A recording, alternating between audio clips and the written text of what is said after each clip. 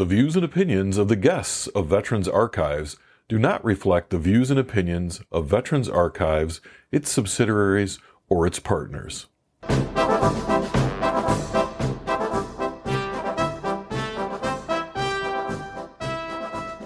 Hello and welcome to Veterans Archives. This is a podcast where you can learn about our military history in the words and voices of the men and women who lived and created it. I'm your host, Bill Krieger, and let's listen to our next story. Today is Tuesday, December 19th, 2023. I'm talking with Keith Terstriep, who served in the United States Army. So Keith, if we're going to start out real simple today, if you could just tell me when and where you were born. I was born in Davenport, Iowa, November 30th, 1989. All right, 1989. That was 6 years after I graduated high school. Bringing it all back for you, Bill. Exactly. So tell me a little bit about what it was like growing up, Keith. What are some of your earliest memories? Well, I would say growing up, my mom and dad, not definitely below middle class. They worked, but I remember, I think my earliest memories maybe being 3 years old at like a real shitty apartment complex. I remember the brown carpet, and I always swear to my dad, I remember he'd come home sometimes on his lunch breaks and he had like rolled up bologna with Miracle Whip, and that was it. I know as I got a little older, my mom doing a lot of waitressing, and my dad, I think he was doing electrical work, but, they both grinded it out. And, as we got a little older and through elementary school, I felt like I never wanted for anything. Well, do you have any brothers and sisters? Yeah, two younger sisters, Nicole and Taylor. I'm the oldest. We all go down by 2 years. Like I said, I'm just turned 34, so I guess that would mean Nicole's 32 and Taylor's 30. Okay. And what are some of your memories about your younger sisters? Do you have any favorite memories about them? Favorite ones? Maybe not particularly off the top of my head. I mean, I definitely love them, but I think our relationship kind of actually formed and it's kind of hard to explain. Like, as far as memory wise, maybe once we were older, like just prior to maybe going into the military. Okay. Are you still close with them? Yes, probably more closer with them now. They both have kids. My sister Nicole, she has a son that's just turned 2, and she's pregnant. She's getting ready to have her second child in a couple of months. And my youngest sister, Taylor, actually going to go see here in Arizona here for Christmas. She has 2 kids, Benjamin and Tristan. And I sound like an asshole. I always forget their ages, but they're a little older. They can actually talk and hold conversations. I don't get to see them that often, so I'm real excited. Yeah. Are you the fun uncle when you are around? Oh yeah, dude. Definitely. I get to go back and kind of dig into the Legos again. I guess they're crazy about Legos, so I'm kind of looking forward to that. Oh, that's a good time. That is definitely a good time. So let's go back and talk a little bit more about growing up. So you head off to grade school. Any memories of school or anything that just comes to mind as we're kind of talking here? Yeah, definitely. Kind of. I would say in school, I wasn't like the regular average normal kid, probably pretty quiet. I was definitely more artistic, like to draw a lot more. Definitely enjoyed sports, baseball. Kind of funny. My dad, I think the first time I ever wanted to go out for any sort of sport, I think it was wrestling. And when he took me to go to the tryout, I remember seeing all the other kids wrestling and everything, and kind of looked at what they were doing, looked at my dad, and then basically, not in my actual words at the time, but as an adult now, I guess my reaction would be like, oh, fuck no, dude, I don't want to do this. And then I think the following year, there was baseball that came around, and I wanted to try out for baseball. Again, never played any sports. My dad bought me a glove, he bought a ball. I'm sure that we probably tossed it around in the backyard a little bit just to kind of get the idea for it. But I remember when he took me to the parking lot to go do the tryouts, I kind of wanted to back out a little bit again. I think I just didn't want to do it, but that was kind of like when he kind of pumped the brakes. He's like, "No, dude, like basically you're going. Like I don't care if you're still going to try. If you don't want to do it, whatever, but like you're going to try." And so ended up doing that, and that was probably the best thing that I could have got, because I ended up actually being a pretty decent ball player as I got older. But that's kind of where it all, like memories, elementary school. That's probably where I probably would say I had my first confidence booster, was playing baseball for sure. And then that carried through, I'm assuming, through middle school and through high school. Yeah. Well, definitely middle school. There was a point, I'd say, maybe 13 or so, and it'll kind of maybe explain later on. But my dad, as I got older, my dad was in the service also. He was an engineer. He actually deployed in 2003 to go to Iraq, so he was a part of the invasion. At that time when he left, I was probably, still into the baseball, but, to put it into perspective, when he got home, when I was in end of seventh going into eighth grade, my hair was down to my shoulders. I was smoking weed, skateboarding. So he had like a wild shock factor when he came home, because it's like, kind of all American kid with a crew cut when he left. And then he comes home and I'm like, "Yeah, what's up, dude?"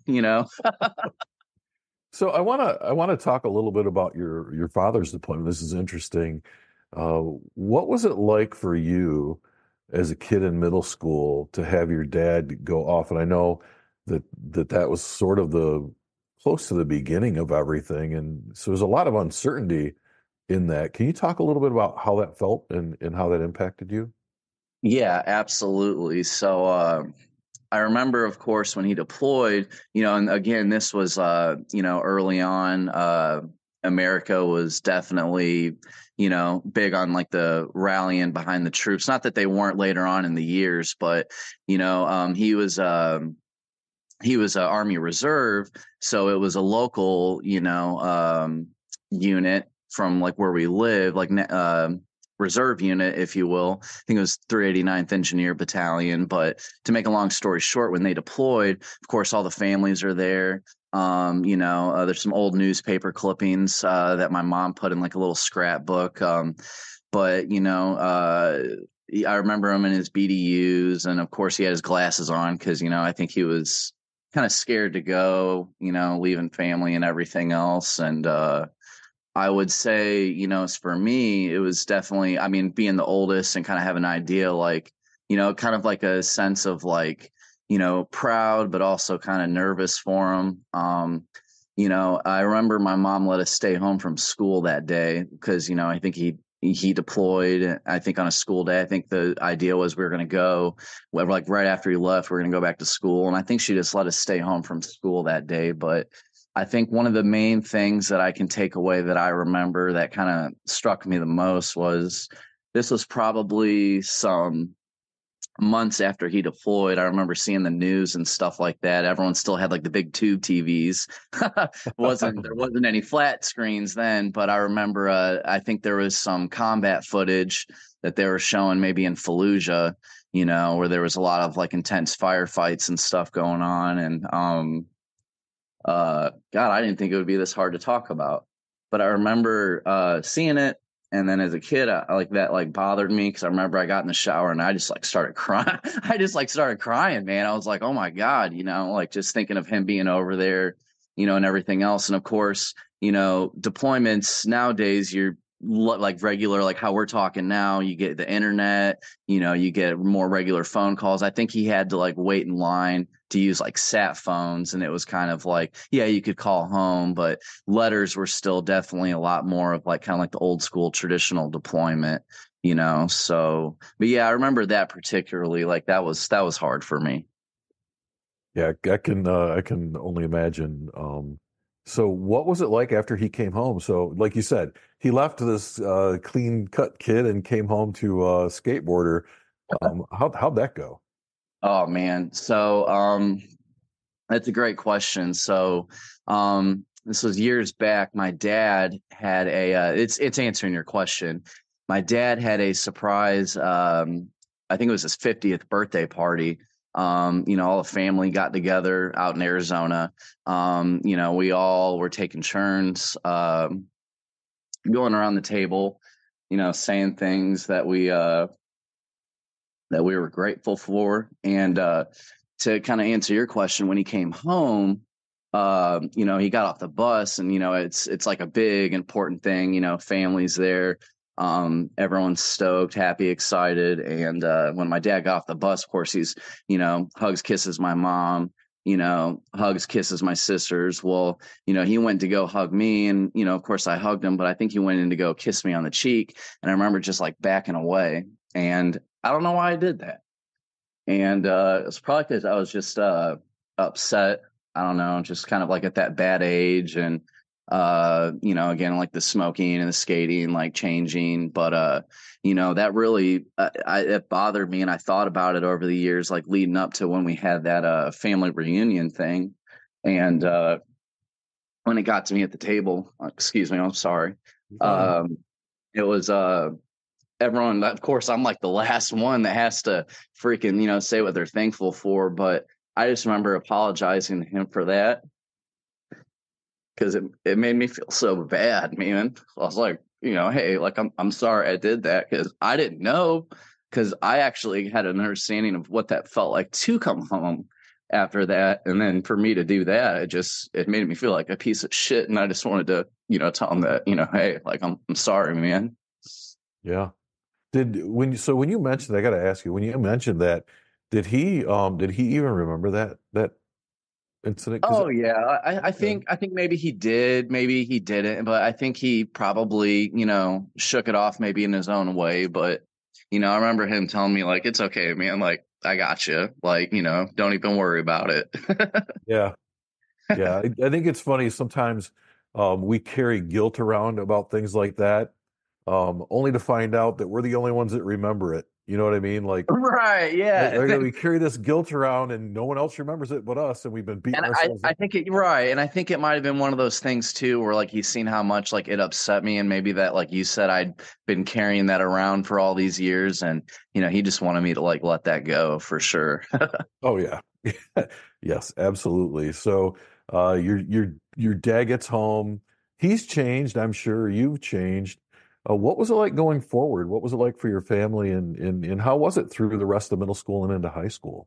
Oh man, that's kind of like my bad uh shitbag years, if you will. Definitely the smoking, drinking, got arrested, multiple, minor stuff, stupid stuff, like underage drinking, curfew, paraphernalia, just stupid stuff throughout the years. I definitely made it through middle school, thank God. I remember I had to go to summer school. I think seventh grader, I was going to get held back. But even going into high school, I guess that would be like '04, '05, somewhere in that ballpark.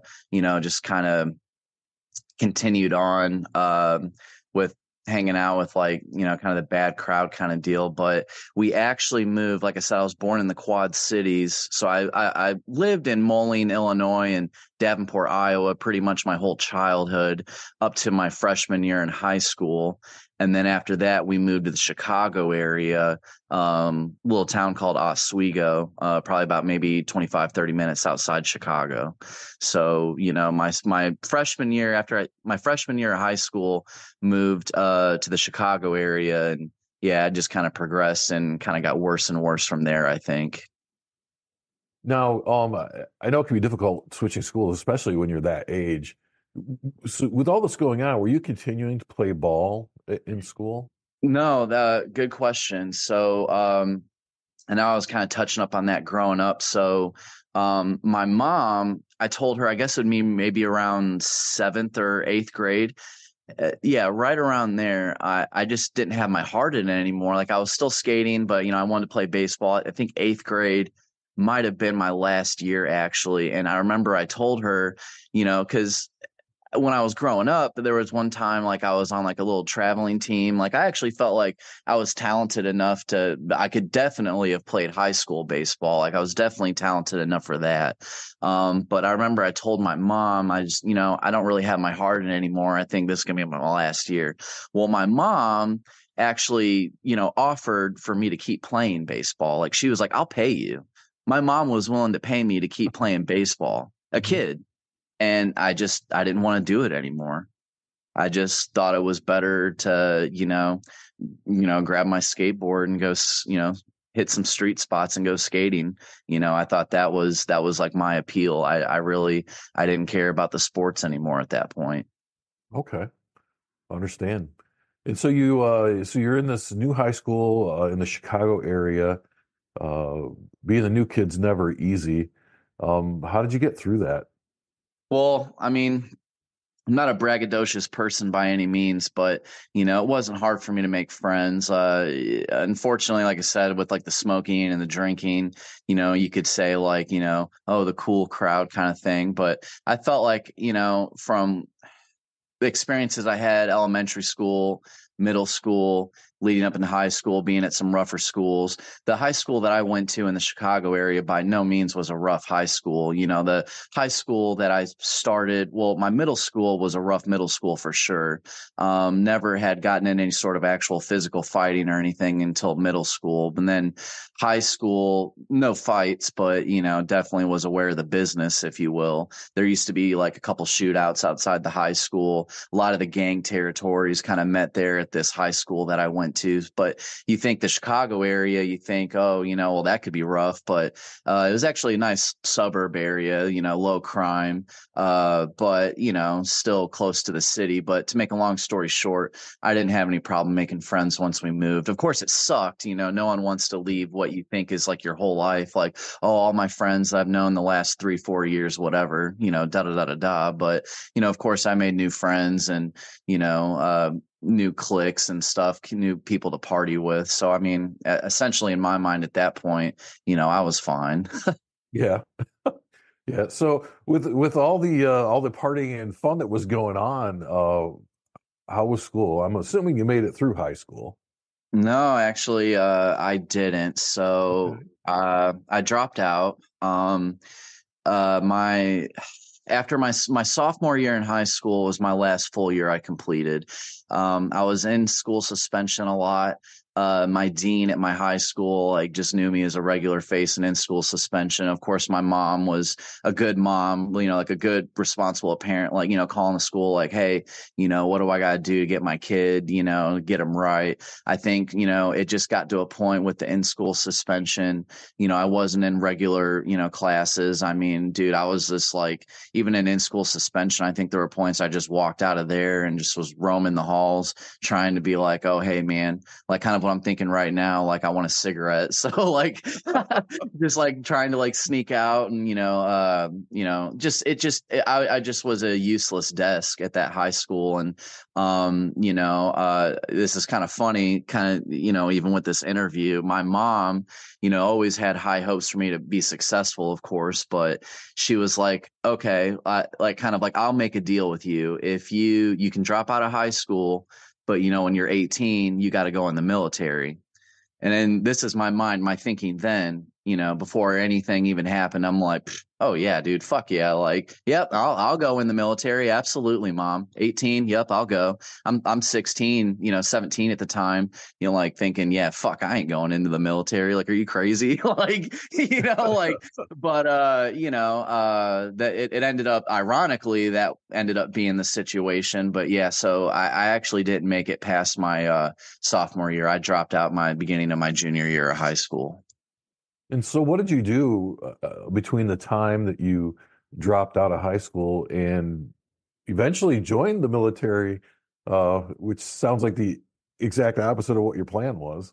Oh yeah, no, there definitely wasn't any plans. I mean, I didn't know what I was going to do, but I definitely 100%, didn't want to go in the military. I think most guys, most, guys growing up, like you have like that phase like, oh yeah, well, I'm going to go in the army, like elementary school kind of thing. But as you get a little older, you're kind of like, nah, that ain't for me, man. Like that's not what I want to do.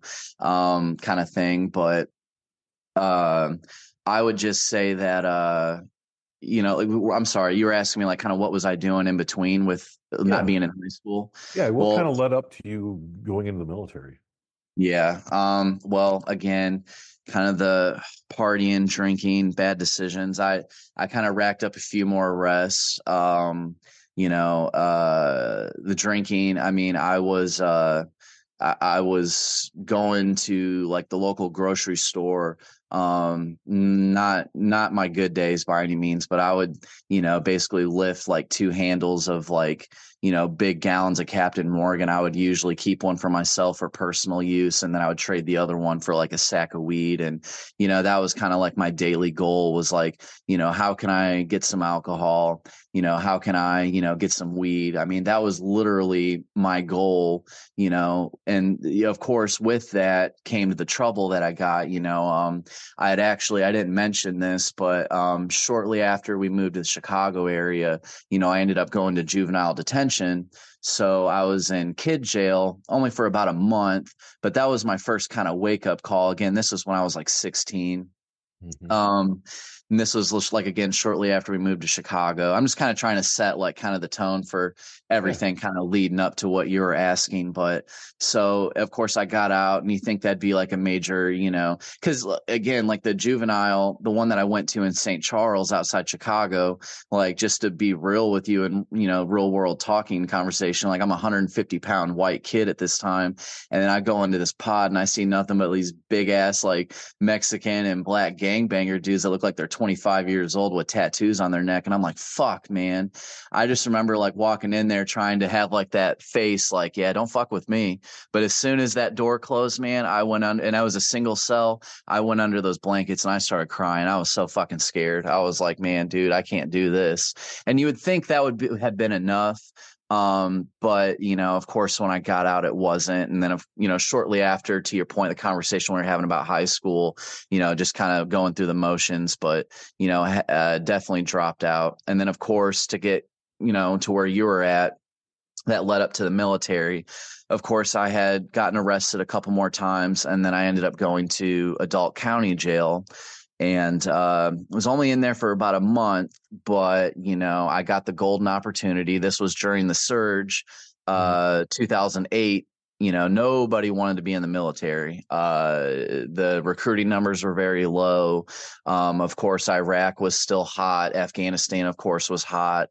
The recruiting numbers I know were really bad. They had to have been because my mom, I think she went to the judge while I was in jail and was like, look, if my son goes in the military, will you let him out of jail? And, of course, I think the judge said yes. There were stipulations. I had 1 week to be enlisted, and if I washed out of basic training, like if I didn't graduate, that they were going to put me in, Illinois Department of Corrections for at least a year, if not longer. So I remember my mom told me, I can't remember if I had just gotten out of jail. No, she told me, I think when I was in jail, and that was the reason why I was getting released. So I kind of knew like, hey, like this is your last shot. Like, you fuck this up, it's on you, but you can get out of jail, you can go in the military, and you can basically fix your life. So at that point, the conversation earlier, I'm sitting here like, yeah, I don't want to go in the military. I don't want that shit.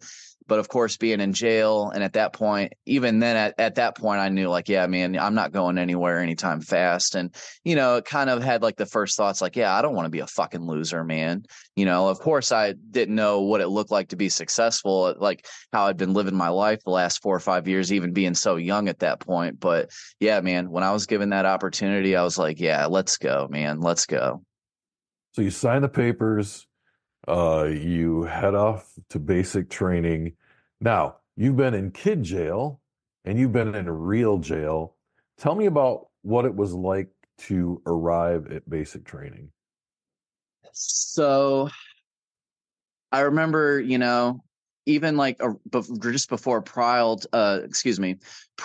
to basic training, you know, like even the MEPS process and everything else, like it started feeling real. I'd never flown on a plane before. I'd been away from home technically because, you know, like rehab, you know, juvie, jail. Like, so I knew what it was like already to be away from home, you know. But I remember we got the 30th AG at Fort Benning, and that's kind of like, you know, you're in processing, you're getting your uniforms issued, they're fattening you up at the chow hall with all the corn dogs and the hamburgers, like, you know, All the good stuff. and then like, you know, you learn the soldier's creed, just learn how to march, you know, because at the recruit depot, you know, you don't know much of anything, you don't know anything that's going on, you're just kind of showing up there like, hey, this is your recruiter, this is, you know, Staff Sergeant Giles, like you don't know anything at that point. They give you little pamphlets like, oh, here's the soldier's creed, learn how to memorize this, you know, like you don't really know what the hell you're gonna, I mean, you have an idea from movies like Full Metal Jacket and stuff like that, so you only have your imagination going into it. But getting to 30th AG at Fort Benning, I'm like, oh yeah, this ain't shit, man. Like, you know, get your shots, get your medical records together, get your boots and, you know, your uniforms and everything. But you know, you're there, it's only supposed to be like a week or two process. I was there for probably like 3 to 4 weeks. It was really backed up, or, you know, something happened. But I remember there was a guy that actually killed himself, hung himself in a wall locker while we were there. So the MPs had to come and pick him up. And, you know, it's kind of like joking around amongst ourselves, like, damn, we haven't even done anything yet. And people are already trying to kill themselves or did, you know, not like a laughing matter, of course, but, Right. you know, that was kind of my initial experience with basic training before the actual company first sergeant of our actual basic training company came to pick us up for the real actual basic training. It sounds like quite a ride right from the start. So, talk a little bit about you know, once you finally get to the actual basic training part of it, and kind of walk me through how that all went. Okay, so our company first sergeant for basic came and picked us up. So we're at 30th AG now. Most of the time, you know, you get like what you expect. You get on the, you know, the white buses, and, you know, you get packed in there with all your shit. Well, my basic training battalion was so close to 30th AG, they marched us. But our company first sergeant came with our guide on, our basic training guide on, and kind of gave us the last, you know, final, you know, decision if we wanted to back out. He was like, look, guys, like, you're here. Congrats. You know, you're doing things that, you know, only a few people, you know, in the country are willing and able to do. But I'm going to be honest with you. His exact words were, it's going to be fucking hell. Like, it's going to be fucking hard. It's going to be shitty. And if you have any second doubts, or if you're sure you not want to do this, you know, you need to let us know now, because the paperwork and, you know, it'd be a lot easier for you to go ahead and out process out of the military now, opposed to getting there and then quitting. So, you know, of course, everyone does the looking left, looking right, like, who, anyone gonna go? And I knew I wasn't going, because I knew what was waiting for me. Right. If I didn't graduate, like, I didn't have a choice. I'm like, yeah, dude, I'm going. But, you know, thanks for the speech. Like, obviously, it sounds like it's gonna fucking suck, and it did. So, of course, we marched. It was probably maybe, wasn't too far, maybe about a mile and a half, but not really doing any real PT at that point. Of course, you're familiar with my previous lifestyle leading up into the military. I mean, I don't think I could do more than 10 push-ups. Wasn't used to running. I mean, was a avid cigarette smoker leading up to it. So no real, you know, physical conditioning. You know, you hear about people, oh, I'm going to work out, I'm going to do this before I go in the military. You know, I didn't really have much of that option, I felt like. But to make a long story short, you know, you're rucking, you know, with all your gear, probably 80, 90 pounds worth of shit. And you got your 2 green Army duffels with your ruck. So, I mean, we were packed, loaded down. And of course, we're marching, and we're getting closer to the, you know, to the company basic, you know, training barracks. And I remember that's when the drill sergeants were there waiting for us. There's probably, you know, I guess there's about 8 of them. 4 platoons, so about 2 drills apiece. So, but yeah, they were ready for us, man. Of course, they had their smoky hats down. You can't really see their face, but I remember they were throwing off, smoke grenades and, trying to create as much chaos as possible, like, going around screaming, yelling, getting in your face. Like they had us hold our duffel bags above our head. Like this is all like within, the first 10 seconds of getting there, basically like them, yelling like, get that fucking shit up over your head. So you see guys like they're holding their duffels like with every inch of their life, holding all this gear above their head, knowing that you don't want to be the dude to drop that shit, because you'd see a couple and hear them fall, and then you'd hear like them just get their lives ripped apart for being a piece of shit. So you're like, oh, you don't want to be that guy. And I remember just sitting here like I'm hitting muscle failure. I've been holding this bag probably only realistically like a minute and a half, but it felt like my whole life. And and it just didn't stop, man. I just remember it was nonstop, again, they made it as chaotic. They succeeded. I mean, after that, I remember we were just running around, low crawling, push-ups. I mean, we hadn't even made it into like our basic, like our bay, like where all the bunks were yet. Like we were still outside the, the company barracks area, like just getting destroyed, for probably about 2 or 3 hours. And I don't remember, what was the final, okay, like we're going up to the barracks, but, running up. And this is like what my mind is thinking, like, fuck, man, like would jail have been better? Like, and already I'm thinking because it's only been like maybe 3 hours. And I'm like, dude, this is fucking crazy, man. But I remember we ran into upstairs. Our company, platoon bay for, our barracks was upstairs in this building. And, of course you look down the bay and it's all the bunks perfectly lined up, the wall lockers and just like what you picture in the movie. And I'm like, yeah, this is it, man. Like, this is my life. This is really happening.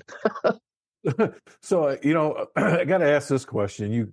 You came from a completely different lifestyle, right? You were drinking and smoking weed and smoking cigarettes and everything else, and you get to basic training and none of that is there, right? Oh, yeah.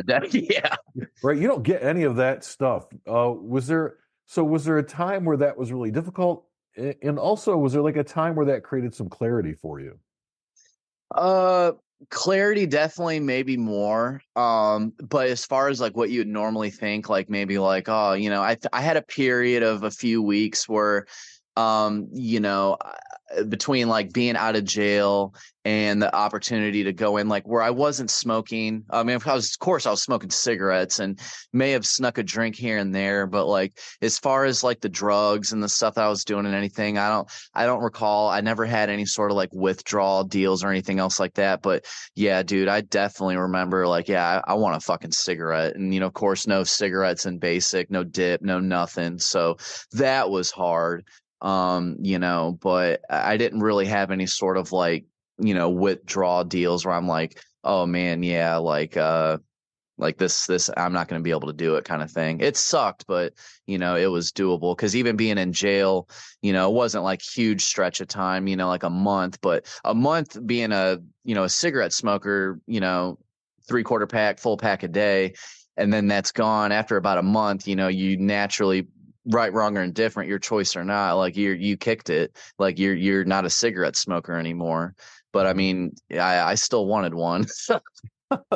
No, I could believe that. So, did you make any good friends? Do you remember any relationships that developed while you were in basic training? So yeah, I mean, definitely a couple. So there was this guy, you never forget your bunkmate. One of the things that I remember they had us do was, we had to, of course, you learn everybody's name, but particularly one of our first assignments was, oh, this is your bunkmate, so you had to know everything about this dude you were bunking with. You had to know where he was from, his age, like what he used to do, like where he went to like everything. Like he had to learn everything about, who you were bunked up with. And I remember his name was Jacob Tenike, and I remember he was from Troy, New York. Don't really remember much about him, but there was this one kid that I was pretty good friends with. His name was Seymour. He was from Ohio.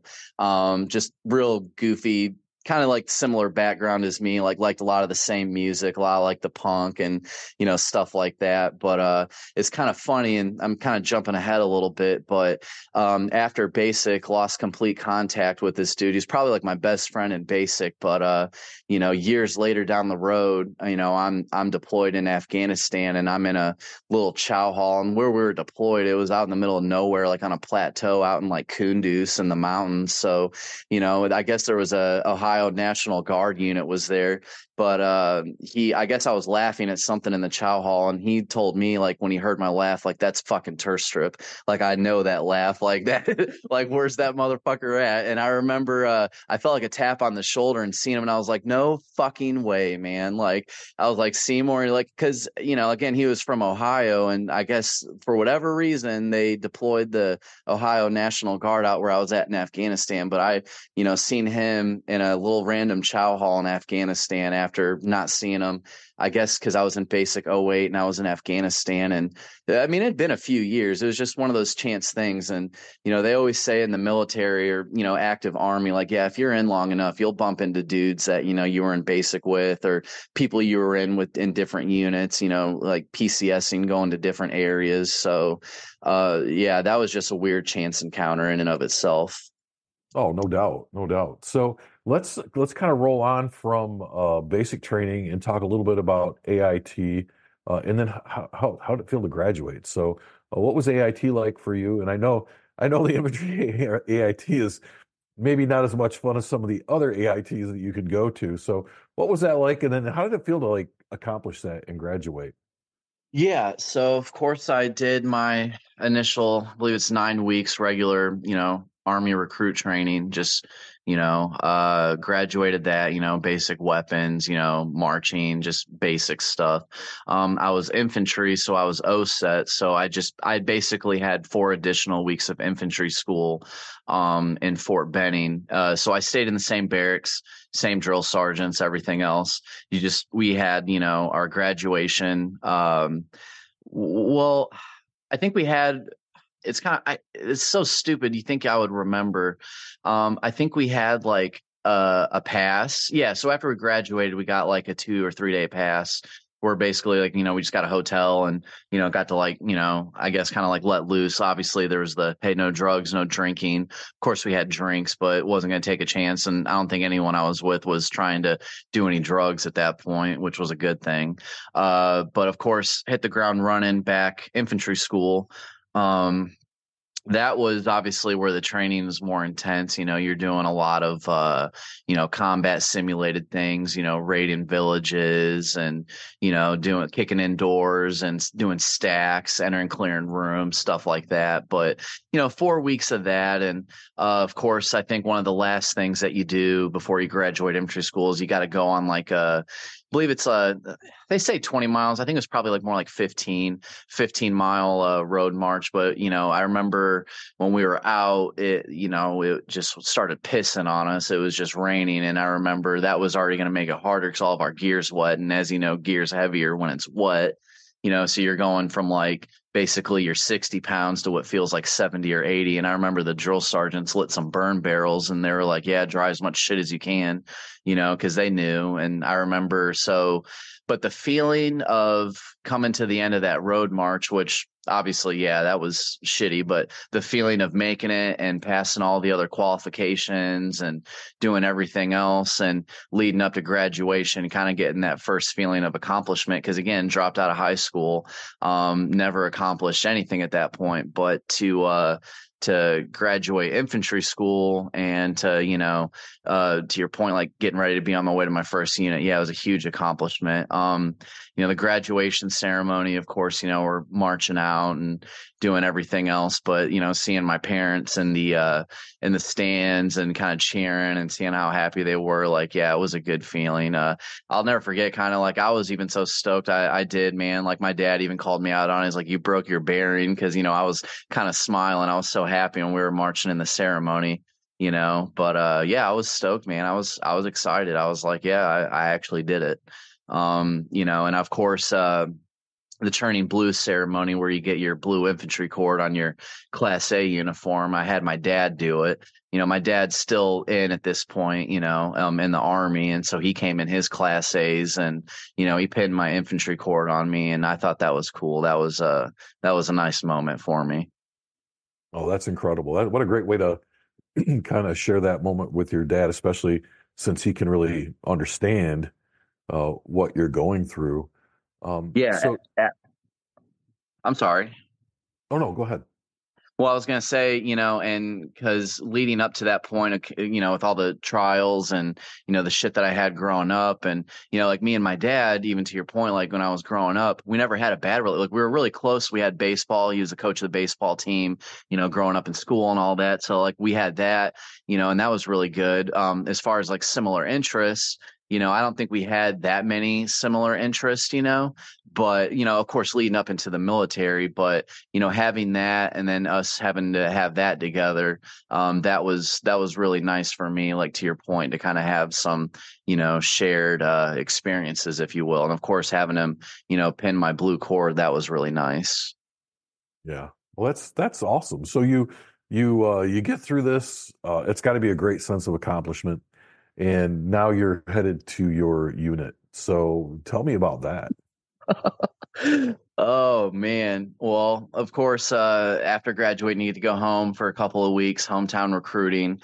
My parents moved to Arizona when I was like halfway through basic. So they moved from the Chicago area. I went into the military through Chicago, MEPS and all that. So, Illinois, the Midwest, that was my last place of residency. They moved to Arizona, never been there. So, after I graduated, I flew out to Arizona, stayed with them for a couple of weeks. Of course, smoking, drinking, all that PT and all that military discipline and all that, kind of eroded.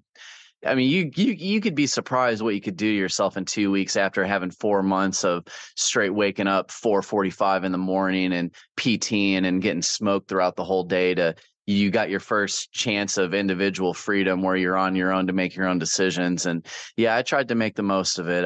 Smoking, drinking, to make a long story short, after the couple weeks of hometown recruiting was up, of course, I had to go back to Georgia and inevitably got stationed at Fort Benning where I went for basic. I was the 3rd Brigade of the 3rd Infantry Division. The other brigades were at Fort Stewart in the Savannah area.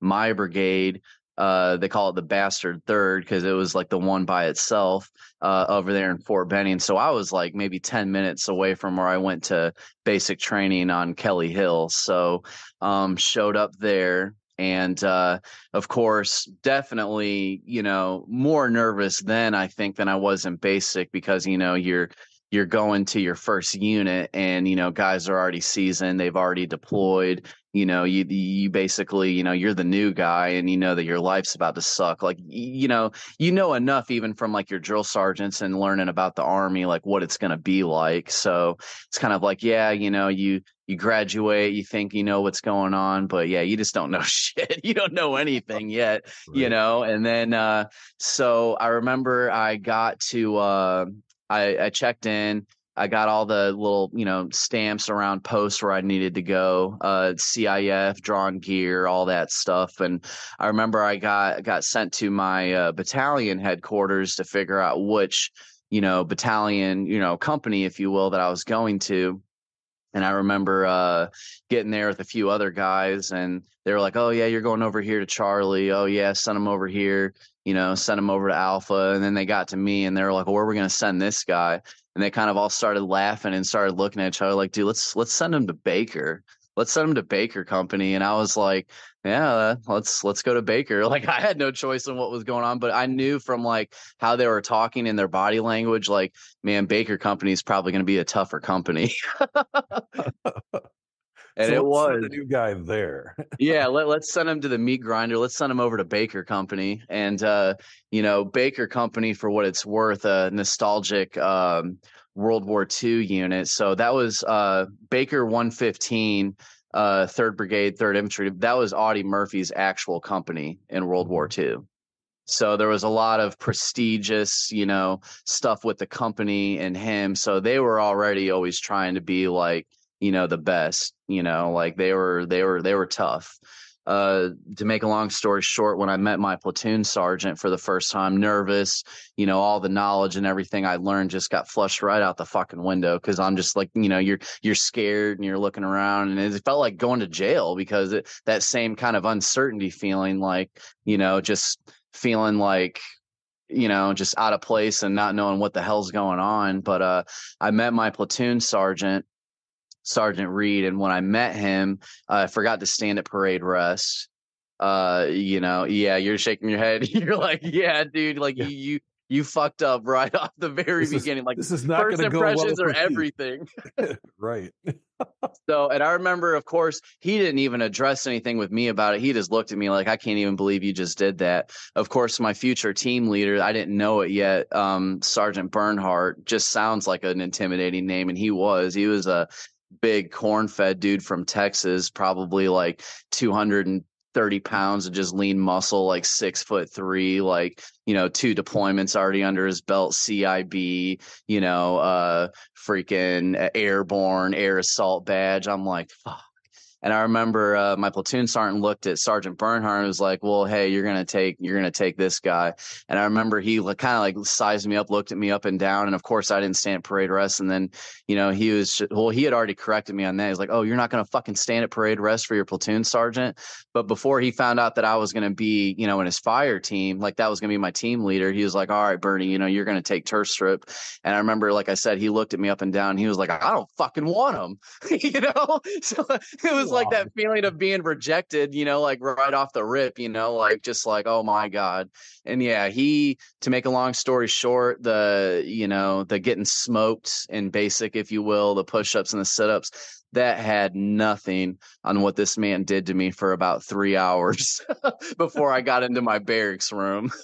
Oh my gosh. I was low crawling down the company stairs. Everyone just sitting there laughing like, oh, yep, fucking new guy. Like, like took me out to the I guess it would like the open area where all like, the barracks were for all the soldiers and everything out in the courtyard. He was having me try to do what I could do for pull-ups, sit-ups. I mean, he crushed me for about 3 hours. And then he finally let up when I basically was just laying there on the ground. I couldn't move anymore. And he was like, all right, take your shit, like all my gear, and, took me to my room. And I remember sitting there in my empty barracks room thinking like, man, what the hell did I get myself into?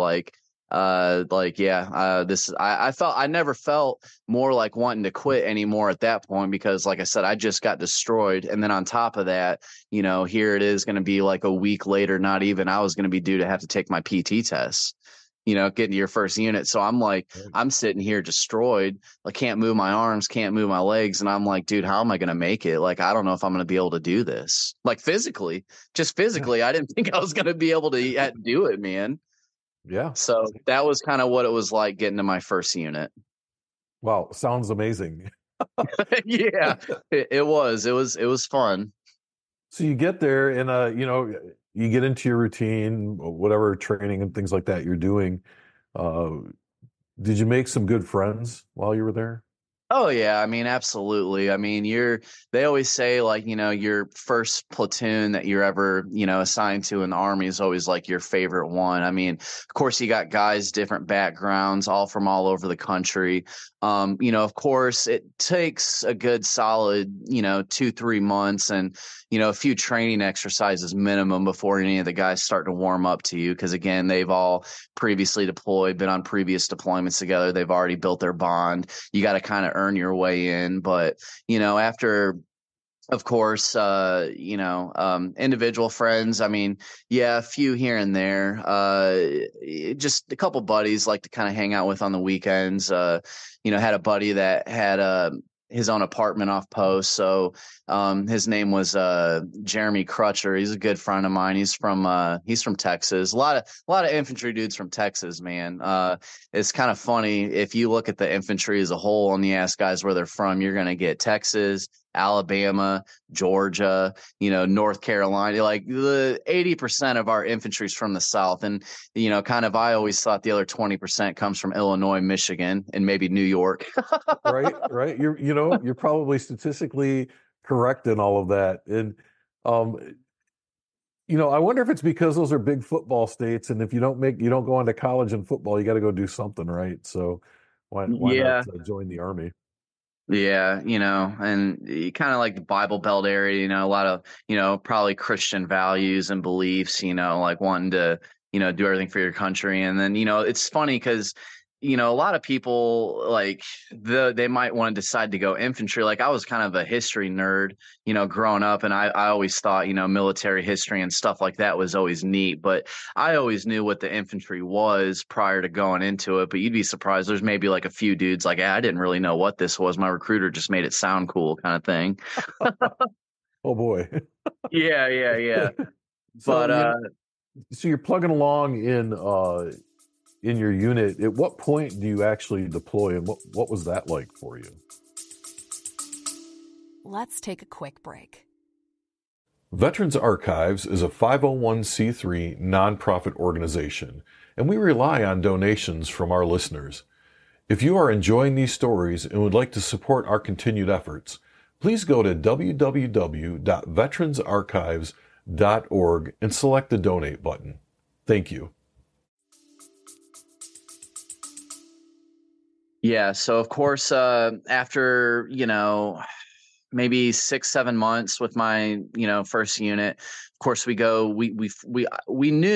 knew my first day that we were going to Iraq. I knew that we were projected to go like towards the end of 2009 October. So we had to go to California to qualify as a unit at the National Training Center out at Fort Irwin, and we did that for about a month. And that was kind of like my first time, leaving. It's not a deployment, of course, but, getting on a plane with all your stuff. And, the trainings actually, they try to make it as realistic as possible, fake Iraqi towns, Iraqi citizens. Like they try to make the training as real as possible. And it kind of starts to hit you like, hey, like I am actually going here. My dad was already here. You trained with guys that have been deployed, and they tell you what it's like and what you're getting into. So it kind of starts to feel real, but it didn't, nothing ever really, it doesn't even seem real until you're there, of course. But of course we got back from NTC, and then we got some leave because after we return, of course, this was just maybe a month or two leading up before we would deploy. I remember my squad leader was like, hey man, if you want to go with me to airborne school, you can. There's a slot open. Fort Benning, of course, has all the schools there, airborne, Pathfinder, Ranger. But I was like, hey, you can go to airborne school with me, or you can go home and see your family. I was like, well, that's easy. Yeah, I want to go home. So definitely opted out of that. It wasn't nothing lost for me. I didn't care. I just wanted to go and spend time with family. So of course spent some time with them, and of course coming back to Fort Benning and leading up right before the deployment, you kind of get like a weird feeling around posts. Everyone's kind of, little, not more reserved because it's getting closer to the time when you're actually going. But, I'll never forget it. Our last PT that we did as a platoon before we deployed, of course, there's different run trails and on Kelly Hill that you go on, but we did our normal platoon formation in the morning. We took off for PT. We maybe went like a quarter mile, and then we ran off into this cut, like into this dead space where no one could really see you. Our platoon just kind of hid out down there, and we all just kind of stayed quiet, like, hey, yeah, we'll play the game. Like, you're telling me we don't have to go on a fucking run this morning? Like, yeah, we're good with that. But after all the other, company guidons passed and, everyone kind of faded off in the distance, that's when they kind of like just kind of popped up, and they were like, hey guys, what we're getting ready to do, you guys ready, kind of thing, like little pep talk kind of deal. And that's when it kind of like felt even more real then, like, yeah, we're getting ready to go. And of course, family day, you have the day when we actually deployed, you're all lined up with your gear, and, they send you over in waves. It's not like they're sending the whole brigade at once. I remember the night before I left, barracks room cleared out, and, I got a phone call from my mom which was nice because I was scared. Barracks rooms emptied out. All you have is all your gear that you're taking with you to Iraq, and that's when like your brain starts kind of going through all the scenarios of what's getting ready to happen. I got a phone call from my mom, and of course, she was scared, and you could hear that she was like upset, like, but also made it a point to say how proud of me she was. But my high school dean that I was telling you about that remembered me from all that in-school suspension, hadn't talked to him in years. He was like, "Hey, Keith," and I was like, "Yeah, like who's this?" He's like, "This is Mr. Schnabel," my old high school dean. And I was like, "Oh, hey, man, what's going on?" And he was like, everyone will tell you, when you go over there, keep your head down. He was like, "Go over there and kick some fucking ass, man." That must have felt pretty good. It did, man. It felt really good. It felt like kind of like what we were talking on earlier, feeling like accomplished and everything else. Like, yeah, scared, everything else. But that was a great phone call. And of course, after I got off the phone, kind of left sitting there, I called this guy in my platoon. His name was Graham. He had an off-post apartment, and I felt bad about it looking back, because it was his last night with his wife. But I called him and I told him the truth. I was like, "Hey, man, I don't want to be here by myself in this empty room tonight," because he was going to be on the deployment with me, the wave that I was on. So he picked me up from the barracks, all my gear and everything, loaded it up in his his SUV, and I stayed over at his place last night, which was nice because everyone else I pretty much knew or wanted to hang out with was already gone. So we were heading out the next day, and I think that he actually was happy that I called him to pick him up because I don't know if it was like an awkward tension that he had with the missus or whatever. I didn't intrude upon their business at all, but I definitely didn't want to be by myself because at that point I started getting scared. Yeah. Yeah. And it's sometimes it's hard for people to admit that, but I think anyone who says they aren't scared they're just not being truthful with themselves or other people. So you get ready, you hop on the plane and you head over. So tell me about that. Well, stopped over, I believe we stopped over in Germany or Ireland. We stopped over one or the other, like going there and coming home. You stop at one or the other, and we stopped over. I want to say it was Ireland or Germany. For the sake of one or the other, we were there for about an hour, get a chance to smoke a cigarette. Like kind of like everyone just bullshitting. But again, at that point, it still doesn't feel real. I know Ed made mention like, yeah, you kind of, but you're with everybody, and it's just kind of a surreal thing. But of course, we landed in Kuwait. Had to meet up with our unit over in Kuwait. Staging equipment. So we stayed. I forget what base it was at. I know my dad was at all of them, but it's probably Buren maybe or a different one. But we stayed there for about a few weeks, getting all our equipment, connexes, getting everything, double checked equipment, everything, weapons. We were there, and of course you get your first taste of the desert, getting to know like what that feels like. And Kuwait, of course, it's just flat, there's nothing, it's just desert, dry heat. But you kind of getting acclimated a little bit to the desert, maybe some last ditch little training things with the platoon to make sure that you're good. But I'll never forget flying into Iraq, because just like when we deployed, the platoon left in different waves. Again, I'm on the last wave. So, I'm with the last group of guys in my platoon going to Iraq. Well, the Black Hawks took us in. So we choppered in there, and it was in the middle of the night. And of course, I was sleeping on the helicopter. Like kind of one of the old tricks is you kind of dig your chin into your body armor, and it's kind of like an easy way for you to fall asleep. So but I remember, sleeping, and it was dark, and I remember. I mean, as we got closer, the 240 gunner on the Black Hawk, was wanting to do a test fire, to make sure the weapons were good, in case he needed to use it as we got closer to where we were going. But, of course, I'm sleeping and it's dark.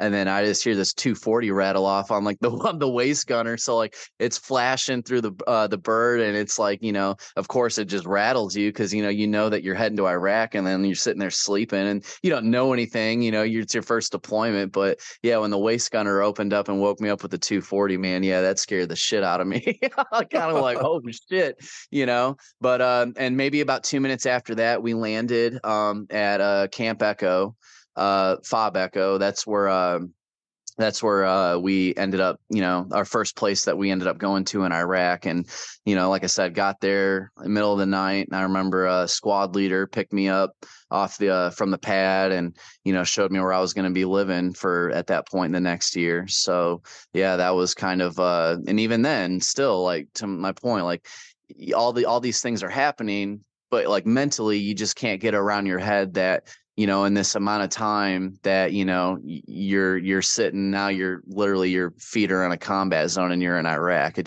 doesn't seem real. It doesn't, there's something about it. It's hard to explain. Like it just didn't feel real at that point. No, and the funny thing is, I think for me and maybe some other folks, like it wasn't real till I was done. I don't know how else to say it, but it wasn't real until it was done, and then it hits you that holy shit, this was real. Yeah, like is this really what my life is? Is this really what I'm doing? Yeah. But it's kind of funny because, when units will first get there and they transition out, any, quote unquote bad guys, if you will, they want to kind of like test you out, see what you're about. But, the main thing was, at least the first couple of weeks, I don't think I went on my first mission until maybe after being there a couple of weeks. But I remember, the indirect fire was going pretty heavy when we first got there. And before, the first time we took any sort of indirect fire, I was actually in the chow hall, but there was no alarms, no sirens, and someone just ran in saying, "Hey, we're getting rocketed right now." But I didn't hear anything, and I didn't hear any explosions or any sort of impacts. I didn't hear any sirens, so again, it didn't really feel real at all. So I was like, yeah, yet again, like fucking joke. Right. Oh, I so remember. let me ask you this before we get too far in. What city were you near on your fob? You Uh, I would say so city wise, at least where I was at Echo, I Mhm. can only say that Baghdad was probably we were pretty close to Baghdad. We were south of Baghdad. We were kind of like M&D, like central, but I will say that, and I can get to it later, towards the end of the deployment, after being at Echo for maybe just a couple of months, we ended up having to pick up, and my platoon ended up going to Buka, which is really close to Basra. Okay. So we were like very southern Iraq at the very end, but in my initial deployment where I'm talking about where I landed and spent my first, couple of months, we're at Echo. And I'd say it's central Iraq, probably south of Baghdad, maybe, I don't know, maybe 45 miles or so. All right. Just kind of wanted to get a feel for the geography. So you were saying that you got there and you really didn't go on patrol or anything for a couple of weeks. What was it like the first time? Oh man, I was fucking that was like we had this dude Sergeant Becker, kind of like looking back, funny dude, but he was like, kind of making those jokes like while we're all sitting, in like the MRAPs and the Humvees, like, yeah, I remember my first mission, kind of like Oh little thing, yeah. kind of doing that thing. But of course, a lot of excitement, a lot of nervousness, but leaving outside the wire for the first time, nothing. We were just probably doing a terrain denial. There wasn't anything. We stopped over kind of near this little village, and my team leader at the time was like, "Hey man, like look what's going on in that village," because again, I'm kind of like standing around not knowing much of what to do. And he was like, "No man, put your fucking weapon towards that village and start scanning and looking." So I'm like, sitting there doing that, like, okay, yeah, I'll do that. Like, like you just, Right. because again, he's like, you want to do what you're trained to, but you just don't know anything. So, we hung around there for about maybe 20, 30 minutes, and nothing much happened. But so we were, RTB, returning back to the base. Again, this is the first mission. Nothing happened while we were on a patrol, but when we're heading back, this vehicle was creeping up really fast behind us from where he was at. And, they called it in like, hey, we got this Vic, description, everything. He's like coming up really close and quick behind us. So I remember my squad leader, we were the trail Humvee coming back. And I remember, I was sitting in the back, and I think Sergeant Becker was on the gun. And I remember, like, Sergeant McBride, my squad leader, will just fire off a warning shot. So he fired one, and I'm like sitting here going, holy shit, yeah, this is fucking new. This is interesting. But he kept coming. The vehicle kept coming, and he wouldn't let up. And then out of nowhere, he just he just rattled off like probably 20 rounds on the 240.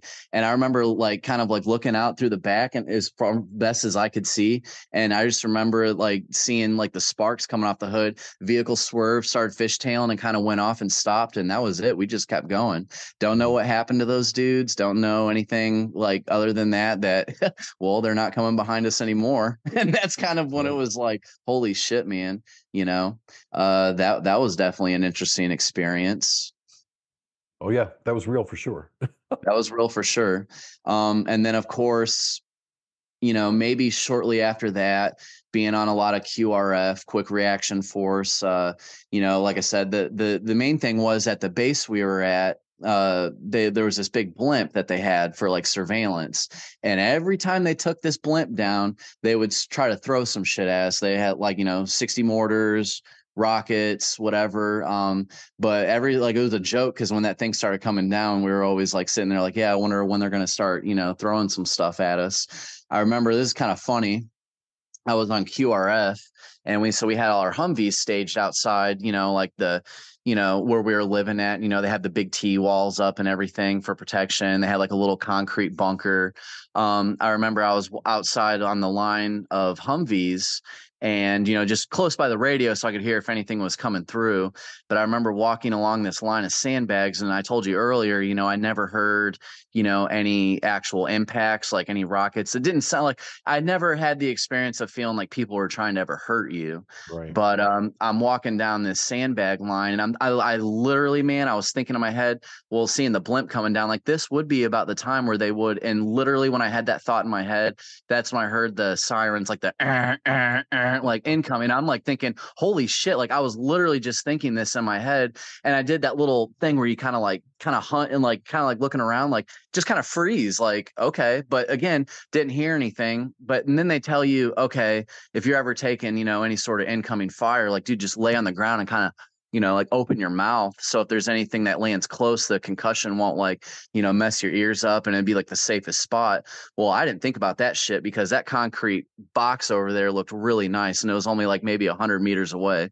Oh, yeah. So I left the line, which I probably wasn't supposed to go darting off for this bunker. And then halfway on my sprint to this bunker, I hear the, and then at that point I was like, yep, you fucking idiot. Like, you just killed yourself. You're dead. And it hit, and I heard the impact. But, at that point, I didn't know what was close, what was far, like, what was like, 30 feet behind me, or what was like, on the other side of the base. I mean, it didn't even hit close to me, but to hear the rocket come in and to hear the impact, that's when it got real for me. That's when I was like, okay, you could really get killed over here. But of course, I got to this concrete box, this bunker, and I'm on QRF. So my job is to actually go after the people that are shooting that shit at us. Right. And I remember, so I got to the bunker, and I'm thinking, yeah, dude, I made it. Cool. And everyone's all like, dude, did you hear that shit? Like, everyone's all like, yeah, and then I hear like, Terstriep, what the fuck are you doing? Get your shit. Let's go. So I'm like, while we're taking incoming, like I'm running out back to the Humvee line where I was just at, where I was supposed to be, throwing all my gear on, grabbing my saw and getting in the Humvee, and we're spinning out, rolling towards the, the poo site, the point of origin. And that's like, that was my first, I'll never forget that feeling. That's when I was like, okay, yeah, like to a point where we were talking earlier, like this is real. This is what it feels like. So yeah, at that point it felt real to me. So how'd the rest of that deployment go? Well, oddly enough, the beginning of it was just kind of like how I described. Shortly after all that happening, we left to go further south to Buka, which was this old prison camp where there used to be like a lot of high value targets that were held. The prison wasn't active anymore, but we had a small base set up there. And it was probably maybe a half-hour drive, basically, from Basra, and I'll tell you, like, the middle of the deployment, man, it was like nothing almost. Uh-huh. I'd say, like, the beginning of the deployment, there was stuff going on, and then through the middle, it was just being hot and pissed off the whole time, just wanting to go home, with nothing much happening, running routine missions, terrain denials. But, the only time, and this was after we went to get to Buka.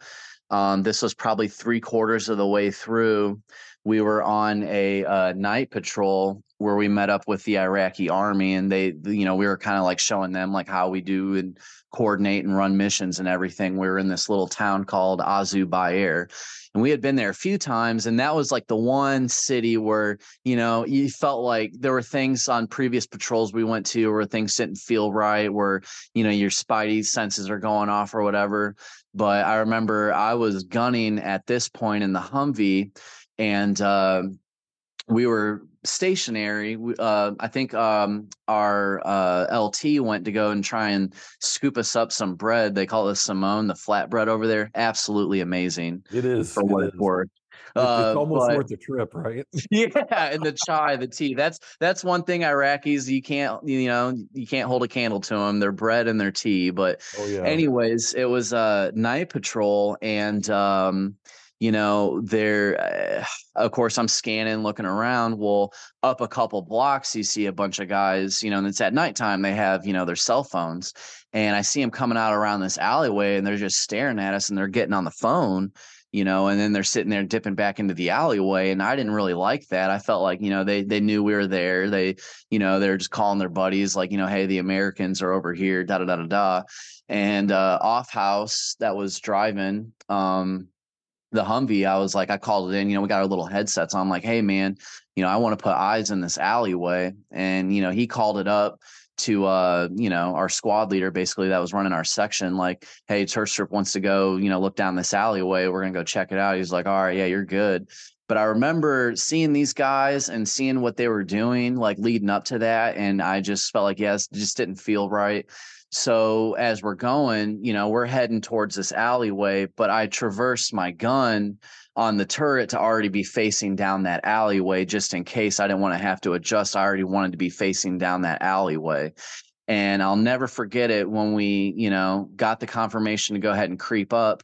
I had already, racked back on my machine gun. I was hot, so to speak, ready to go, just in case. Well, when we got up to this alleyway, a couple guys took off, but there was one guy that I, positively ID'd that had an AK, because I could see the moonlight, across his chest. You could see it glistening, like the AK, like I could see it, and I positively ID'd it. Well, he dipped around this corner real quick before I could do, and at that point, the rules of engagement were so strict. I mean, if you farted the wrong way and it didn't look good, like you could get into a lot of trouble. Oh yeah. Well, if it was earlier, maybe a couple years before that on the deployment, like it probably no one would have batted an eye. But I remember, so I called it in like, hey, I got this guy, AK, da da da. They just said, all right, keep your eyes on him, and if you feel threatened, do what you got to do. But I'll never forget it, because this guy, he's sitting there and he's just staring at me from around this wall. And, at that point, like, he's not just, just like, oh, there was a misunderstanding, let me leave and go about my business, don't want any trouble. I mean, I think what I did by seeing all that activity was basically possibly stop something from happening. But I remember him just sticking his head out here and there. And I remember I even at one point, I motioned with my hand, kind of like, hey, just go. But he wouldn't. And so at that point, I readjusted, and I'll never forget it, because I had my finger on the trigger and I was like zeroed in on this wall, this corner. And I'll never forget that sense of, and it's one of those things, like I knew it in my heart. They always say like, well, do you think you would be able to, do it? Would you be able to pull it? Would you be able to have that moment, that confrontation, to be able to, shoot somebody? I knew at that point, like I remember just my heart was just beating out of my chest. And I was like, if this guy flinched half an inch out of this wall fast, that I was going to squeeze that trigger and let off as many rounds as I could. Luckily, like I said, for my own personal whatever, he went around the corner and he took off, and that was it. but that was the closest I ever came to feeling like I was ever going to have to kill somebody. But I felt like in that moment, that was it. I mean, I remember what the temperature felt like around my face, like everything. Like I thought that was like my moment right there, but he took off and that was that. But in hindsight, I think even me just doing that and spotting what was going on was just a good training. I knew what I was looking for and possibly stop something bad from happening. And, I talked about it with a couple of the guys even after the deployment. It's like, dude, yeah, let's say you rattled off and got that guy, there could have been a couple set up for an ambush on that roof, and then they just could have kick-started a whole big firefight where someone could have, got killed. And I was like, yeah. So, looking back, I'd say that was probably one of the more like, butthole puckering moments, if you will. But then, of course, later on through the deployment, closer going home, just, a few more rocket attacks, a lot of indirect fire here and there. But I'd say towards the end of the deployment, the other like kind of like big one, I remember me and some buddies were sitting just kind of watching some movie, some little, the little Haji DVDs, little rip-off movies. That was like our big thing to be able, to be able to like watch those. But we're just sitting there, and this is maybe like a couple of weeks before we're going home. Like we're close to the end of our deployment at this point. But I remember we're sitting there, and the only way I could describe it is if someone took like an old armoire dresser filled with about to the brims with as much clothes and heavy material as you could imagine, and having it get dropped off a Sears Tower and land right outside your door. That's what this thing sounded like. It was probably a big 155. But the funny thing about it was after it hit us, like the impact, no sirens, no nothing. But everyone was like, what the fuck was that? But at that point, we all looked out our door, and then there's a sea of people doing the same thing, looking left and right. Everyone's just sticking their head out the door. Like, right. And then the alarm went off, and I was like, okay, yeah, that makes sense. Yeah, thanks a lot for the late alarm. Yeah. But no, man, it's so funny too, because wrapping up that deployment and then going home, it was kind of surreal because it's funny because when you're over there, all you talk about is, man, you can't wait to go home. You can't wait to go home. You can't wait to see your family. You can't wait to just be back in the States and start living life again. Even if you're still in the Army and you're on base, like having those little freedoms back, like being able to have a drink when you want, or anything else like that. So, but it's funny, you get back, and I guess I'll get to like the when we got home ceremony, but it's so funny. It's the oddest feeling. Like you have like a sense of, kind of cool. Like you kind of just want to go back. Yeah. It's very weird because you're absolutely right. You do spend the entire deployment wanting to be home. And then once you get home, I always felt like I had like, because everybody goes off and does their own thing, right? So I always kind of felt like I had lost all my friends after deployment, because you're not really communicating right away. You've got you redeploy, you take your time off, and then you don't see people that you saw every day. Right. It's hard because they were your family for that year. And let me ask you this. So, we were talking about earlier, like when you get there, you spend almost the whole deployment like feeling like surreal. I mean, it defines the term surreal for me, right? And then you get home, and it feels the same way to be home.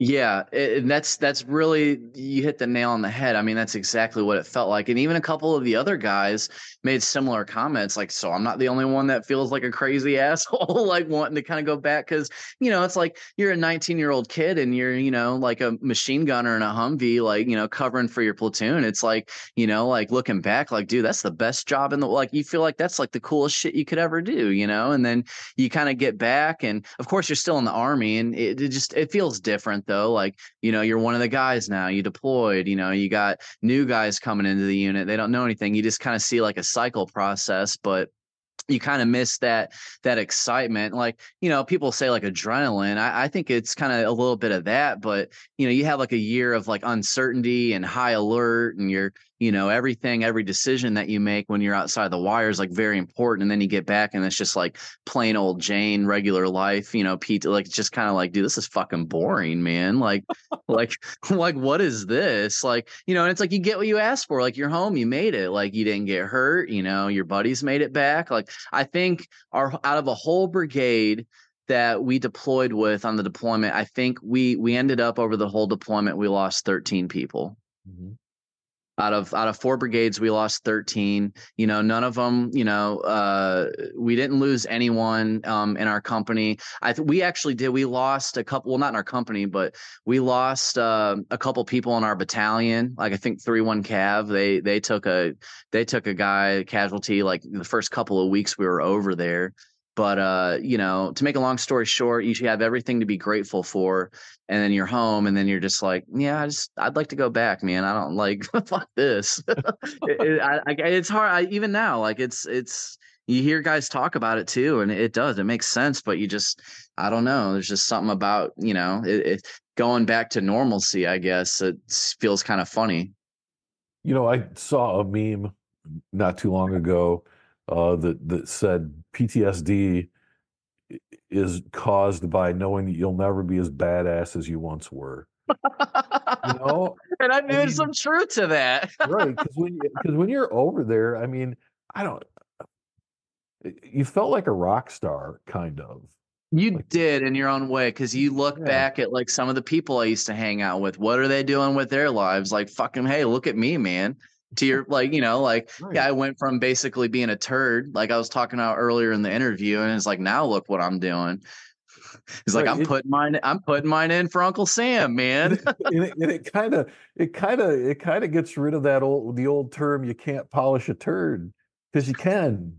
Like you can change your life if you do the right things. I think. I mean, everyone has the ability to change, and so I mean, I think if we all look back on our lives, we can point to times in our lives where we did things that we were just not proud of, and thank God people don't define us by that. But so you get back from deployment, you're kind of assimilated back into regular life, and like I think 99.9% of my peers and your peers, it's like, you're right, this sucks. So what happens after you get back? What do you do from there? Well, so when I was over in Iraq, I had a very short initial contract. I had the 2.5-year contract, which is unheard of now.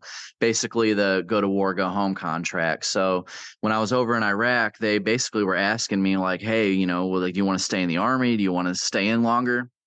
I'm still like 19, 20 years old at this point. So I'm like, yeah, I don't know anything else, and this is going to be okay. Like I have something. So I reenlisted to go to Germany when I was over in Iraq. And at first they told me like, hey, there ain't no slots open. I was like, all right, well, I'm getting out. If you can't send me to Germany, I don't want to stay in. Kind of played hardball with them. And they called me back in there the next day like, oh, we got a spot for you. I was like, yeah, I bet you do. So I reenlisted to go over to Germany when I was over in Iraq. So basically my first enlistment was up at that point. But one of the things I wanted to touch up on before I got too ahead was the welcome home ceremony. So, kind of touching back, like, my dad, when he came home, it really kind of hit me then, because, you come home and, they march you all in there and you're in like the big gymnasium, and, all the families are there and everyone's like, cheering and clapping and everything else. And my family had personal things going on. They couldn't make it. I'll never knock them for that. You got to do what you got to do. But I thought of my dad in that instant, like how he must have felt when he came home, that same feeling to see his family and everything else. And of course, my family wasn't there. And then it made me think more about what I did to my dad. And that was hard. I remember kind of coming home, and the first thing, like, of course my family wasn't there. Of course you got to spend time with your family that night. And of course I remember, since I didn't have family, I was like, well, to your point, like, what do you do when you get back? Like back to square one. Hey, I need a room key for my new barracks room. This dude, Sergeant Murray, guess what, from Texas, he came and picked me up. He was there picking up all the guys that didn't have families, and he kind of yelled my name, and of course, friendly voice, happy to hear him and see him. He had like some beer already in the back of his car and a cooler. He was like, welcome home, man. And that felt so good, just having someone there to kind of like, hey, man, it's all good. Like, we got you. Stopped by the PX and, grabbed a bottle of something. And I remember after I got my room, I did my thing, and I think I woke up in the morning in a pool full of, man, it was gross. Yeah. So that was my coming home. That was like my first night coming back, which, hey, I did it in my own fashion. I was happy to do it. But Right. the main thing I didn't want to get away from was just that feeling of like that regret from like being a kid, like remembering my dad coming home, how that must have felt. And then here I am, like, and not having anybody, which again, I'll never hold that against them. And even my mom, when she hears this, it might make her upset, because it makes her upset to this day. She Yeah. does work for veterans, and she does a lot of things for the troops. And, she owns her own hospice thing, a lot of veterans. That woman will go out of her way and above and beyond to do anything for troops and veterans, kind of similar to what you're doing. So, props to both of you. But, I just wanted to kind of share that, because that's what kind of, coming home and seeing all the families, I was like, and then, my dad wanting to just be so happy to see me, and I'm just a little asshole, like kind of turning my head away from him kind of thing. I was like, how shitty, man.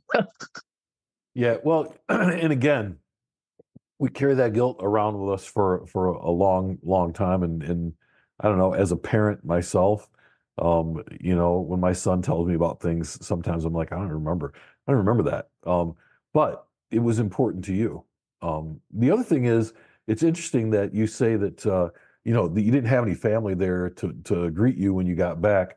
I think this is the coolest thing about being in the military, is that sergeant showed up, and he was your family, right? Exactly. No matter where I go, even today, uh, if I'm without my family, I can easily find family, because they have that shared experience. Whether we were there together or not, we know what it was like to be there. And I can strike up a conversation with a veteran almost anywhere, and find my family in all of that. So, I'm glad he was there for you. Too bad you had to wake up, all sick the next day. But Yeah, in a mess. you got to We'll do what just you say got a to do, bro. mess. You got to do what you got to do. Yeah. Welcome home. Yeah, no, but no, to your point, like that is one thing. And that's what, even today, one of the only things that I really truly miss. I mean, of course you miss the things about being in the Army and the military, but that sense, like you said, you could talk to any veteran, he's going to have similar experiences, that camaraderie, that bond. And like you said, like no one's, I know it sounds corny, but left behind, so to speak. And yeah, I mean, I'd never been so happy to see him in my entire life. Like, that felt good. That was just as good for me. Oh yeah. Yeah. So were you excited to get over to Germany? Yeah, man. Germany. Yeah, Germany was a blast. The unit, very, very different. I'm not the only guy that'll say this, and I'm speaking to testimony. The Army, the United States Army that was over in Germany, is a completely different army than what's in stateside. It's completely different how they operate, how they do things. It's just a complete different experience. You might as well be in a different army. It feels completely different. Uh-huh. My unit that I got to when I went to Germany, they were actually deployed in Afghanistan. So, I was basically rear detachment over in Germany. So I had some time to, kind of party over there and see some of the areas. I actually I learned a little bit of German through high school and kind of on my own, like, growing up here and there. So like just very basic German phrases, but enough when I went out on the economy, like they actually took it as a real good sign of respect, and usually give you a couple extra drinks of some shots of something. But Right. definitely a very neat, cool country to be in. Absolutely. The thing was, I was actually just gotten married at the time. So I was working on getting my ex, well, we're not married anymore, my Mhm. ex-wife over there to Germany. They had told me that I wasn't going to deploy, the dwell time, just gotten back from Iraq. I was in that window, but the rear detachment commander, I think I think he was just pushing to get that star on his, like he was a full bird. I think he needed the numbers over there. I remember I just kind of got tapped on the shoulder, like, "Hey man, you're going to Afghanistan." And I was like, "Are you fucking kidding me?" Like, it wasn't so much going to Afghanistan as it was like I had just gotten, my ex-wife there at the time, or then married, over there, went through all the paperwork, got our apartment, everything else. And then they're like, hey, you're going to Afghanistan. And I'm like, shit, man. Like, okay. So, wife went back stateside, and it was so funny talking about how it's a different army, but when, I know, like you doing your layouts, your gear, everything's getting inspected. They really try to harp, make sure everything's there. Dude, they looked at me and looked at like my third ID combat patch, like, oh, you know what you're doing, man. You're fine. Just take what you need out of gear wise and just be here for formation tomorrow. I was like, what the fuck? I was like, okay. Wow. That's literally how it went. I couldn't believe it. I'm not making any of that up. I went and showed up to the layout. They looked at me, they looked at my arm, and then they were like, yeah, no, you're good, man. I know you know what you need. Just take what you need and, be over here for formation at blah, blah, blah. And, pretty much then I was on my way to Afghanistan at that point.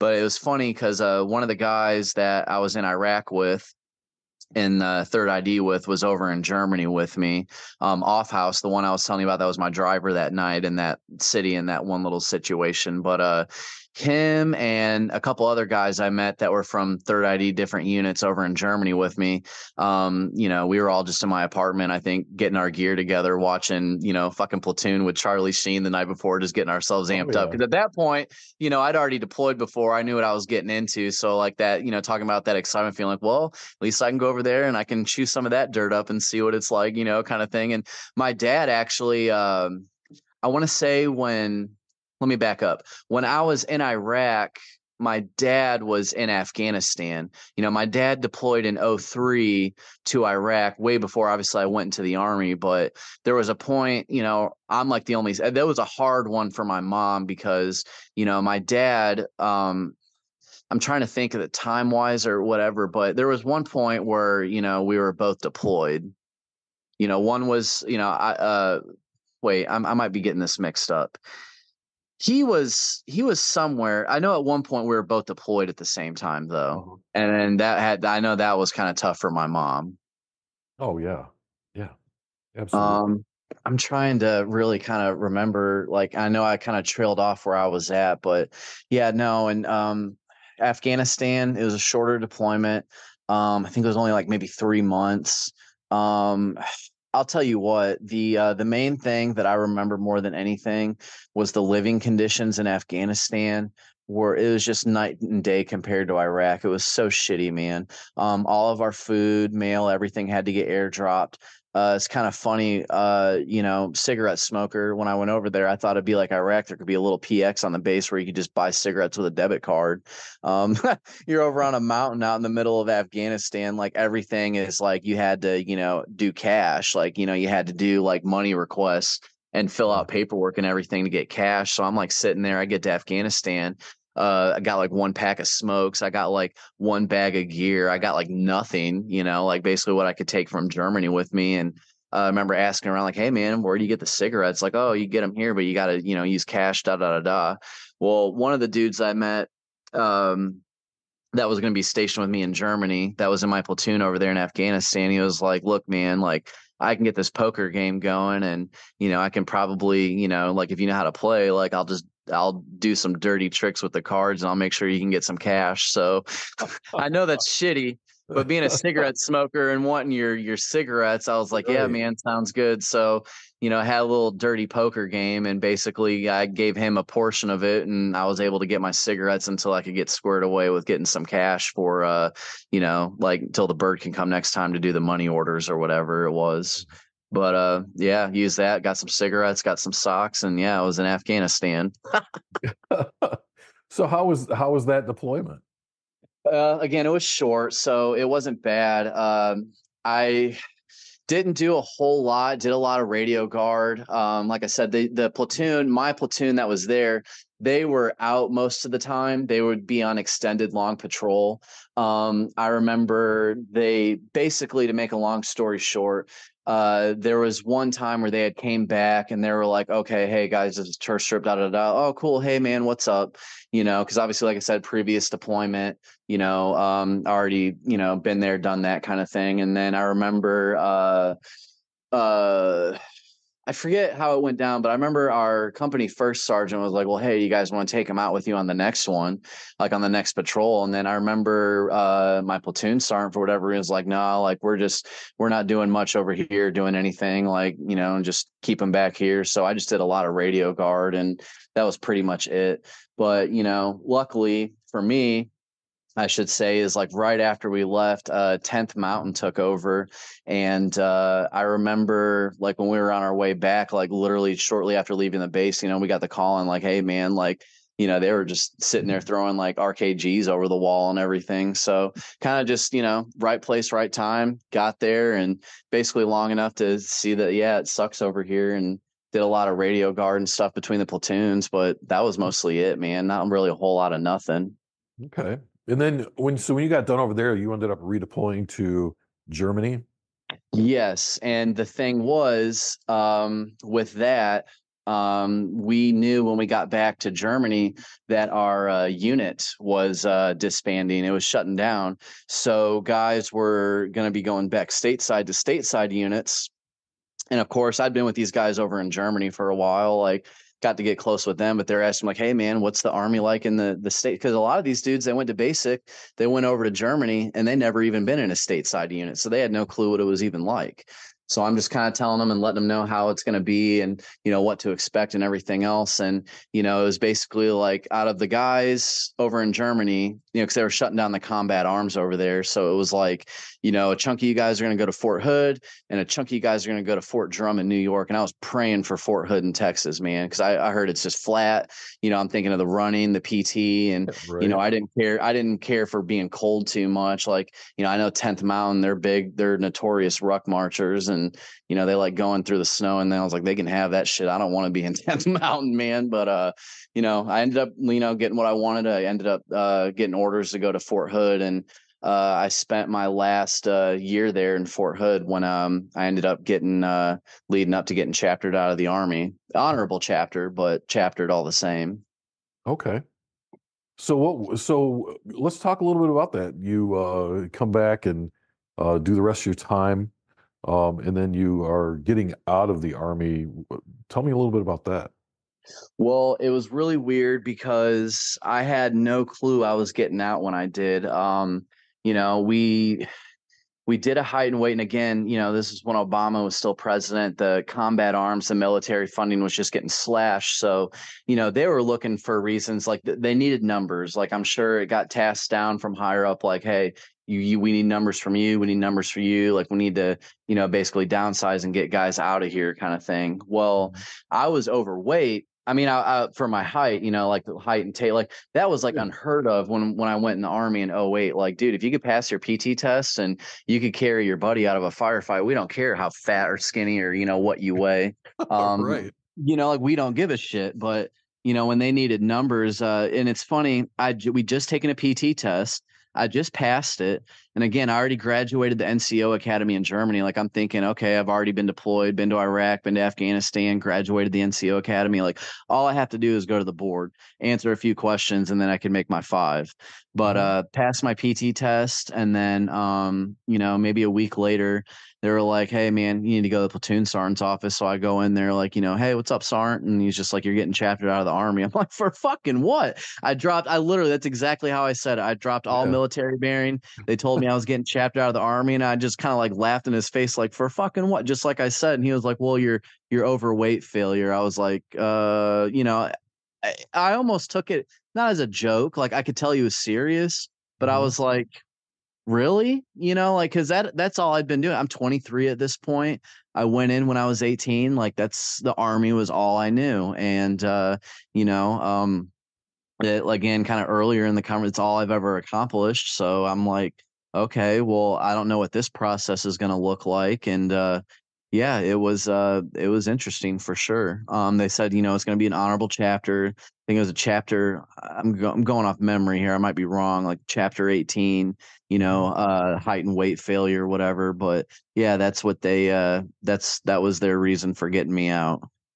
It's kind of ironic that you came in really not qualified for the military, right? Right. Right. Because they needed the numbers. And then when it was time to get out, you got out because they needed the numbers. They It's needed the numbers. yeah, That's yeah, funny. I honestly, man, that's the first time I've ever looked at it like that. I'm almost glad that you said that. That is ironic. I never even put two and two together like that, as simple as it sounds. So what year did you leave the military? 2013. 2013. So Yeah, April of 2013. I went in July '08 and got out April 2013. So just shy of 5 years. okay. So what have you been doing for the last decade? Funny, man. Of course, it's like I said, I was married for a period of time. I actually got divorced a little over a year ago. I was married for almost 10 years. But in between all of that and like getting out, odds and ends, little jobs, I worked on a paint crew. Oh, let me back up. So getting out was actually harder than what I thought, because it's kind of like we were talking about when you come home from deployment. You're like, oh, cool, I'm free again. I'm a regular human being. I can do whatever I want. Looking for work and everything else. And I tried. I was on unemployment, I think, for about 9 months. The economy was really bad then. Not that it's good now, but I couldn't find a job. Yeah. And even being a veteran, applying to places. I mean, I was like kind of like down in the dumps. Like, we moved back to Georgia because my ex-wife's family lived there, and she had a job lined up for her when I was getting out. So I'm like, well, naturally, okay, you followed me around in the army, Germany, Texas, whatever, like, we'll just go back to Georgia. So got out. I was on unemployment and she was working at a hair salon. The thing that was shitty, man, is that I was making more money unemployed than she was actually working at her old job. Yeah. And so the money and everything was definitely a struggle. Of course, paying rent, the army, you live in on post housing, you don't have to pay any rent, so kind of learning certain things that were going to be a lot tougher than what they were in the military. Even though the military is tough in its own aspect, there's certain things that are easier for you. You never have to worry about paying for food. You never have to worry about having a place to sleep. You get out of the army and you're young and you're not really knowing how to navigate the world, because outside of the army, you don't know anything. Right. And I think that's a struggle for a lot of veterans that have highly successful 20, 30-year careers. You don't really get the real world until you're out in the real world. And if for you, you weren't planning on being out in the real world, it No, just sort of happened. yeah, it was really unexpected. Um, it was really hard. My ex she was bad with drugs, certain things. It's not a secret anymore. Like, there was meth, so it was really, really bad. I never did meth, even though I grew up doing all the, I kind of dabbled and did a little bit of everything, but, I never really did meth. And I know that really got a lot of people bad off. And, it's just a constant struggle. I remember getting out, looking for work, money, rent, food, and of course I like to smoke weed, and unfortunately it is what it is. Like, that was my coping. I went back because talking about self-soothing, whatever, didn't have any intentions on going to the VA for anything or asking for any help or benefits. I kind of felt like I got a raw deal from the army with how everything went, with getting out and not being prepared. I would say the first 5 years after getting out were just kind of a blur of struggling to kind of get on your feet and making payments and trying to figure out, what you're going to do and what you're going to be. Is just kind of a really, kind of a rough time, I guess. Mhm. But Well, it seems like you're, I don't know, in a good place now. At least it seems like you're a little bit content. So why don't you tell me how you got to where you're at? yeah, so over time things got better. I found a factory job when I was living kind of in the Fort Benning area. I think I was living in Phoenix City, Alabama, technically. But it's a Korean plant. It fucking sucked. It was 12-hour shifts almost every day, but the money was good. And it was like my first real good job that I got after getting out of the army. And I only did that for about 9 months, not because I quit, but because, the Koreans are very strict on like how many days you can miss off work. Right. My ex got sick for a few days. I had to take her to the doctor. So I lost my job working at this factory.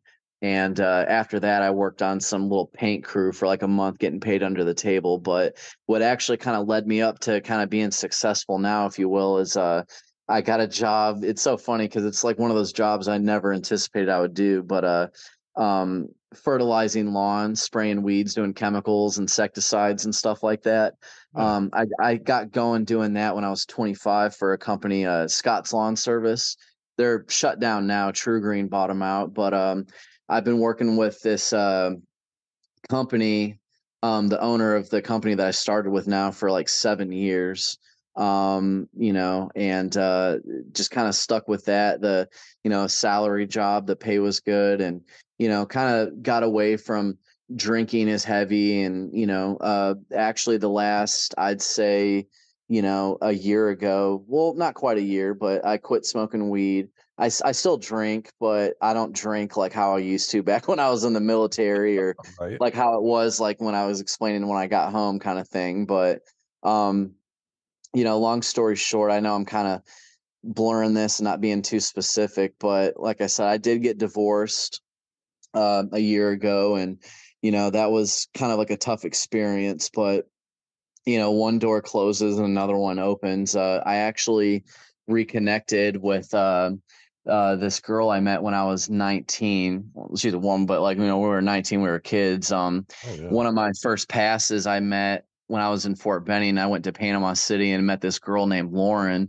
And it was funny because um, we kept in touch a little bit. Like after the first year of meeting, she actually came to Fort Benning to hang out with me for a weekend. Like really cool. Like just hit it off and everything was well. But we kind of lost a lot of communication. But after I'd gotten divorced, just got on Facebook. I hadn't been on social media or anything. Like when I was married, I no Facebook, no nothing. Just kind of like a ghost in the shadows almost. And location wise, being in Georgia, I bought a house here. So, and my parents live in Arizona. I'm away from everybody. My other closest family would be like in Illinois. So, after the divorce, being here, like lonely, it was kind of really a tough time. But I reconnected with Lauren, and we actually just recently got engaged, and she's living here now with me in Augusta. So, she's working. She found a good job here, and I'm off work now. We wrapped up we had our Christmas party a week ago, and I'm off work until after Christmas. And so, and I got this opportunity, like I said, meeting Aaron recently to be able to do this interview. Yeah. Well, congratulations on the engagement. You Thank know, you. it's always an incredible feeling when you find your person, I think. And I used to laugh at people who were older who had gotten divorced and then, found someone and they're very, very happy and they would post things like, "Oh, I found my soulmate," and all these other things. But Dude, that's so funny you say right? that. She was literally just joking about that last night because, it wasn't like we're happy, like we're content, like, but we're just like, we're not those people like, oh, hey, and sending out these invitations with like Right. pictures, like, just weird. I mean, to each its own. I know some people like that, but that's so funny that you say that because we literally were just talking about that last night. We're Right. happy and we know what we want, and, we're okay with that. It sounds like things are going really, really well for you. And you've got a great future ahead of you now.